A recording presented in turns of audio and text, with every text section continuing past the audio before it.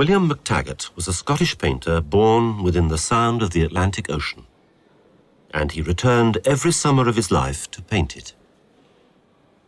Here in the National Gallery of Scotland, Edinburgh, is what is probably his most famous picture, The Storm, painted in 1890 when the artist was 55.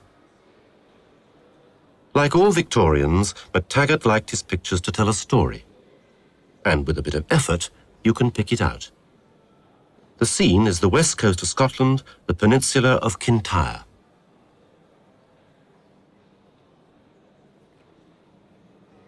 A couple of fishing boats are in trouble. They're swamped by the waves and dragging their anchors.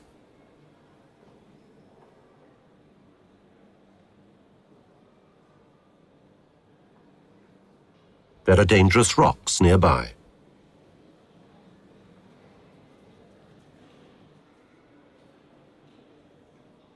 And on the shore, men are struggling with the wild water to launch a rescue boat, while other fishermen and their families gather round anxiously.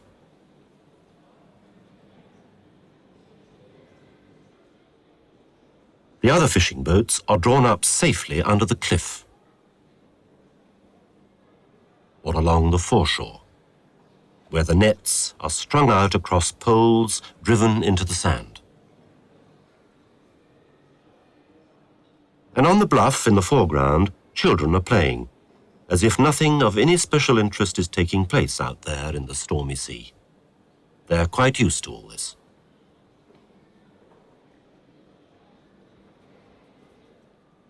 But the whole narrative and human drama more or less dissolve as soon as you stand back. The real theme of the painting is the storm itself. Land, sea, and sky in the grip of a gale, just as sunlight breaks through for a moment and paints the scene with dabs of colour. Sometimes, MacTaggart wrote, the sun gets into your eyes. Then you cannot see certain things, and we are the better for not seeing them.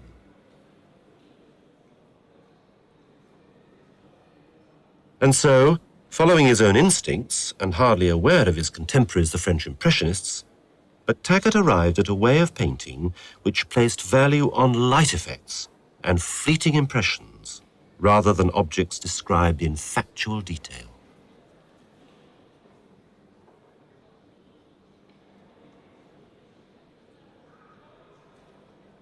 In this, MacTaggart deserves a place as one of the great sea painters of the 19th century. The romantic imagination responded to storms. In the 1840s, Turner had also put his faith in effects rather than factual description. In the 1860s, Claude Monet had felt the thrill of stormy sea and light on the Normandy coast, again sacrificing detail to effect. And in the early 1870s, another Frenchman, Courbet, painted a series of pictures in which brushstrokes endeavour to catch the split-second movement of spray.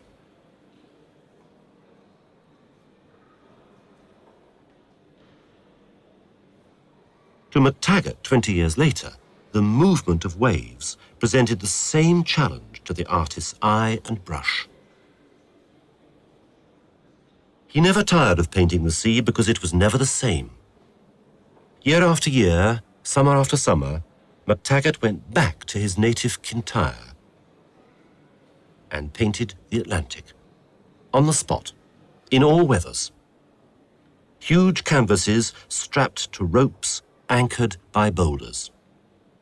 And the artist braced against the wind, hurrying to beat the tide.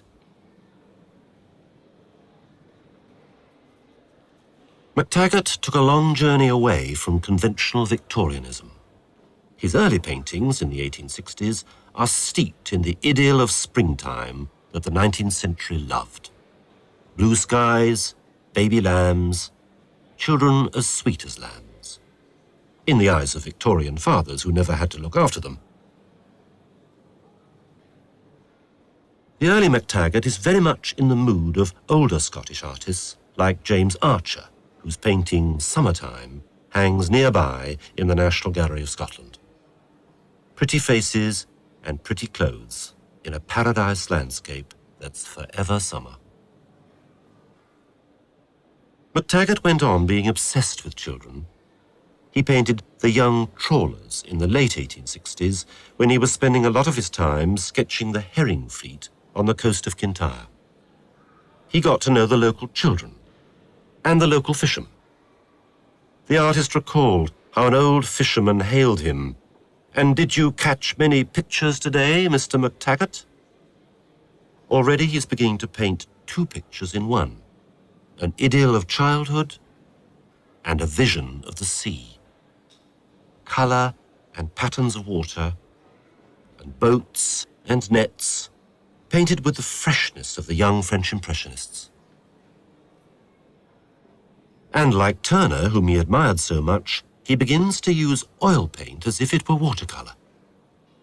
Like a transparent wash swept over the surface of the canvas, the sparkle of white light and the dark water showing through. By the 1890s, MacTaggart has all but eliminated the heavy brown shadows of conventional Victorian painting. Everything has become a shimmer of light and colour. His figures are scarcely more than ghosts. The best you can do, he said, is to render the impression broadly. A glint of sunshine, he wrote, will so modify the appearance of a boat that it becomes difficult to say what the actual form is. There are effects so ethereal and transient that you must not attempt to grasp them too tightly, else they will turn to dust and ashes in your hands. MacTaggart's seas grow stormier with age, and his skies more threatening. A Gaelic twilight begins to settle on MacTaggart's vision of the ocean, laced with myth and with memories. He painted what he called the emigrant ship, though as ever his narrative is all but drowned by light and spray. As a boy, MacTaggart had seen many of his friends joining the great exodus for America, and now his figures on the shore are like ghosts of himself watching them depart. In 1897, MacTaggart suffered a severe illness. The doctors told him he'd never paint in the open air again. His reaction was to go back to his native Kintyre and undertake the largest picture he'd ever painted out of doors. The Coming of St. Columba, nearly 7 feet across. This time, the thread of narrative is historical. 1897 was the 13th centenary of the death of the Irish saint who had brought Christianity to Scotland, and with 12 followers had founded the celebrated monastery on the island of Iona. But, as always, the narrative is fragile and secondary. As with the painting The Storm, nothing gets in the way of MacTaggart's enduring love of the sea. His art is repetitious, predictable even. There's no curiosity to travel and paint elsewhere. He was one of those artists who never ventured beyond what he knew he could do, and he was content to be isolated. "What is this impressionism they're all talking about?" he inquired in the 1880s. In a sense, MacTaggart was an impressionist without knowing it.